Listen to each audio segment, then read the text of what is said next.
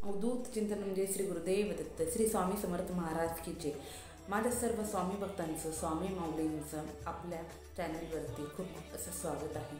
तर बऱ्याच स्वामी भक्तांचं असं म्हणणं असतं की मी ताई एवढी सर्व सेवा करत आहे, मी एवढं सगळं काही करत आहे, स्वामींचं उठला बसता इतकी पारायण करतोय, इतकं नामस्मरण करतोय, इतकं जप करत आहे, तरी पण स्वामी माझ्यावरती प्रसन्न का होत नाहीत? मी एवढे सर्व नवस बोलतोय तरीही माझे नवस पूर्ण होत नाहीत। आपण नवस बोलताना काय बोलतो की स्वामी महाराज माझी ही इच्छा पूर्ण करा, मी तुमच्या भेटीला येईल, मी तुमच्या मठात येईल, मी येऊन 1 किलो पेढे वाहील किंवा केळी अर्पण करेल, किंवा एवढे माझं इच्छा पूर्ण झाल्याच्या नंतर मी एवढी तुमची पारायण करेल, मी तुमचं ही सेवा करेन, किंवा मी ह्या ठिकाणी जाऊन अन्नदान करेन, त्या ठिकाणी जाऊन एवढी दक्षिणा दान करेन, असं आपण बोलत असतो। पण आपल्या सर्वांना माहिती आहे की स्वामींना या सर्वाची गरज आहे का?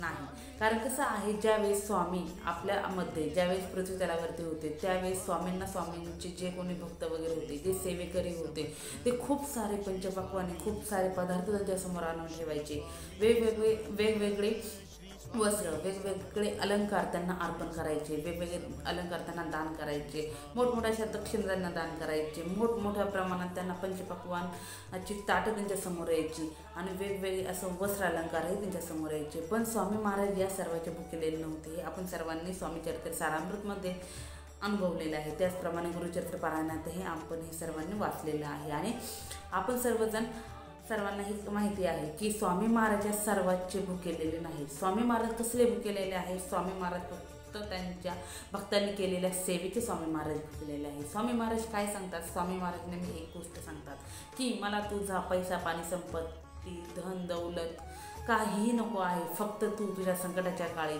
नव्हे तर तुझ्या सुखाच्या दुःखाच्या प्रसंगी फक्त आणि फक्त माझं नाव घे, फक्त आणि फक्त अर्थ हाक मला दे, मी नेहमीच तुझ्यासोबत आहे। आणि याची प्रचिती घेण्यासाठी आपण आपल्या दुःखाच्या सुखाच्या प्रसंगी माऊलींना, स्वामी आईला नेहमीच आवाज जर दिला तर आई आपली साथ कधीही सोडत नाही। आई नेहमी आपल्यासोबत असते, आई नेहमी आपल्या पाठीवरती डोक्यावरती आईचा हात असतो। आपल्याला फक्त आणि फक्त आईला आवाज द्यायची, अर्थ हाक मारायची गरज असते। तर आता तुम्ही सर्वजण म्हणाल की ताई मग नवस कसा बोलायचा, आपली इच्छा पूर्ण होण्यासाठी काय करायचं? तर आपली इच्छा पूर्ण करण्यासाठी आपल्याकडे सोपा उपाय आहे। काय करायचं? आपण आपल्या जवळपास जर मठ असेल तर मठामध्ये एक नारळ आणि खडीसाखर घेऊन जायचं, जी आपली इच्छा आहे ती बोलायची। आणि बोलताना असं बोलायचं नाही की मी एवढं पेढे वाहील, किंवा मी हे दान करेल, किंवा मी इथे जाऊन अन्नछत्रामध्ये जाऊन हे करेल, नाही। तर ज्यावेळेस आपण खडीसाखर आणि नारळ घेऊन जाऊ, किंवा जर तुमच्या शेजारी जर मठ नसेल तर तुम्ही घरातही हे करू शकता। नारळ आणि खडीसाखर आपल्या हातामध्ये असं घ्यायचे आहे आणि घेऊन आपली इच्छा बोलायची आहे। आणि इच्छा बोलून झाल्याच्या नंतर, नवस बोलून झाल्याच्या नंतर असं बोलायचं आहे की स्वामी आई तू तुझी काळजी घे, तू जर सुखी असशील, तू जर व्यवस्थित असशील, ते तर ब्रह्मांड नायक आहेत, ते त्यांची काळजी घ्यायला समर्थ आहेत। पण एक आई म्हणून आपल्या परिवारातल्या व्यक्तींची आपण जशी काळजी घेतो तशी आपण आपल्या आईलाही काळजी घ्यायला सांगितली पाहिजे। आणि स्वामी आई जी आपल्या नेहमी सोबत असते तिचीही काळजी आपण फक्त ओठावरती जरी आणलं तरी पण काही हरकत नाही। आपण पहिल्यांदा अशी प्रार्थना करायची आहे, स्वामी आई तू तुझी काळजी घे। त्यानंतर बोलायचं आहे, स्वामी आई माझी ही इच्छा, माझा हा नवस पूर्ण कर, त्यानंतर मी तुझी नवे त्यानंतर नाही तर आजपासून उद्यापासून मी तुझी इतकी पारायण करेन। पारायण 3 पारायण केली जातात, 5 पारायण केली जातात, 7 पारायण केली जातात, 9 पारायण, 11 पारायण, 21 पारायण, 52 पारायण, 51 पारायण, 108 पारायण, जेवढी ज्यांना शक्य आहे त्याप्रमाणे सर्वजण पारायण करतात। मग तुम्हाला जसं शक्य आहे त्याप्रमाणे तुम्ही पारायण स्वामी चरित्र सारामृताची करू शकता।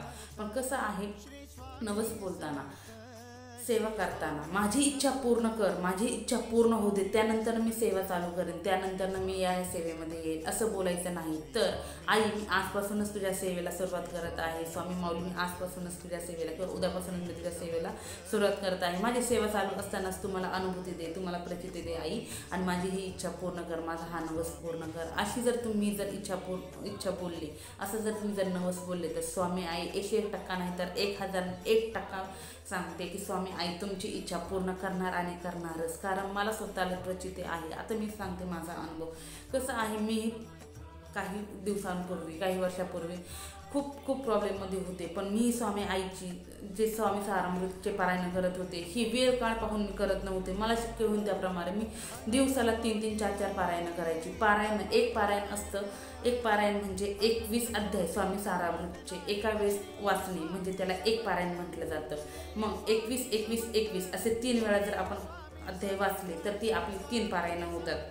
म्हणजे 21 अध्याय एक वेळा वाचले तर एक पारायण, 21 अध्याय 2 वेळा वाचले तर 2 पारायण, 21 अध्याय 3 वेळा वाचले तर 3 पारायण. म्हणजे आपल्याला सारामृतची, स्वामी चरित्र सारामृतची जेवढी पारायणं करता येतील तेवढी पारायण आपण करायची आहे. ज्यांना पारायण करणं शक्य नाही त्यांनी 3 वेळा, 7 वेळा, 9 वेळा, 11 वेळा, 21 वेळा, 52 वेळा, 108 वेळा, 1008 वेळा, 1001 वेळा, 1,00,000 वेळा, 1,25,000 वेळा तुम्ही स्वामी जपमाळ करू शकता.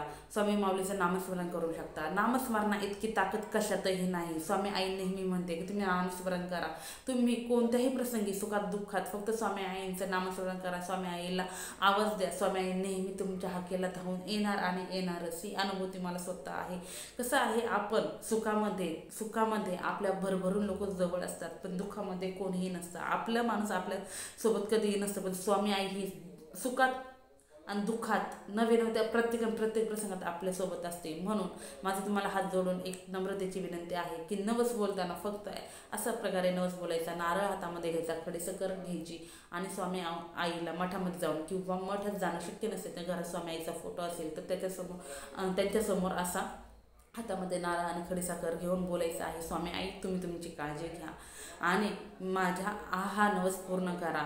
मी तुमची आजपासून उद्यापासून नामस्मरणाची सेवा 11 वेळा, 108 वेळा जे तुम्हाला शक्य आहे तुमची प्रकृती सांभाळून त्यावेळा नामस्मरण करेन. त्याचप्रमाणे एवढ्या वेळा मी स्वामी सारामृतचं पारायण करेल. त्याचप्रमाणे मी गुरुचरित्र पारायण करेन. गुरुचरित्र पारायण तुम्ही 1 करू शकता, 3 करू शकता, 7 करू शकता.